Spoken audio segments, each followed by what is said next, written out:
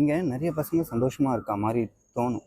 ஆனால் மனசு ஃபுல்லாக உடஞ்சி தான் இருப்பாங்க. சொசைட்டி சொல்லுது மென் ஸ்ட்ராங்காக இருக்கணும், அழக்கூடாது, வீக்காக காமிச்சிக்க கூடாதுன்னு. பட் உண்மை என்னென்னா, இந்த பி ஸ்ட்ராங் ப்ரெஷரில் நிறைய ஆம்பளைங்க தன்னோட பெயினை ரெகக்னைஸ் கூட பண்ணுறதில்ல. டிப்ரெஸ்டாக இருக்காங்க, பட் அதை அக்செப்ட் பண்ண பயப்படுறாங்க. ஸோ அதுக்கு பதிலாக இன்ஸ்டடாக என்ன பண்ணுறாங்கன்னா, லெட்ஸ் ட்ரிங்க் டு நைட் அப்படின்னு ஒரு கான்செப்ட் எடுத்துக்கிட்டு ஒரு பெக் குடித்தா எல்லாம் சரியாயிடும் நம்புகிறாங்க.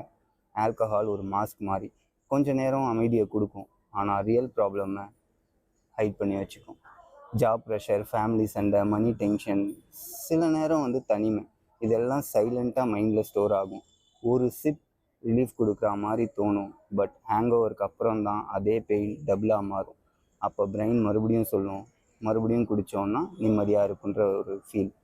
இதுதான் trap. Depression hidden inside addiction. Alcohol சேட்னஸை க்யூர் பண்ணவே பண்ணாது, ஜஸ்ட் டிலே பண்ணும். ஒரு வாட்டி குடியை நிறுத்தி பார்த்தீங்கன்னு வச்சுக்கோங்களேன், உங்கள் எமோஷன்ஸை நீங்கள் டைரெக்டாக ஃபேஸ் பண்ண ஸ்டார்ட் பண்ணுவீங்க. அப்போ தான் புரியும் நீங்கள் வீக் இல்லை, நீங்கள் எப்படி அதுலேருந்து ஹீல் ஆகுறதுன்றதை கற்றுக்கலன்றது. ஸோ குடியை நிறுத்துங்க, லைஃப்பை ஜாலியாக ஸ்டார்ட் பண்ணுங்கள்.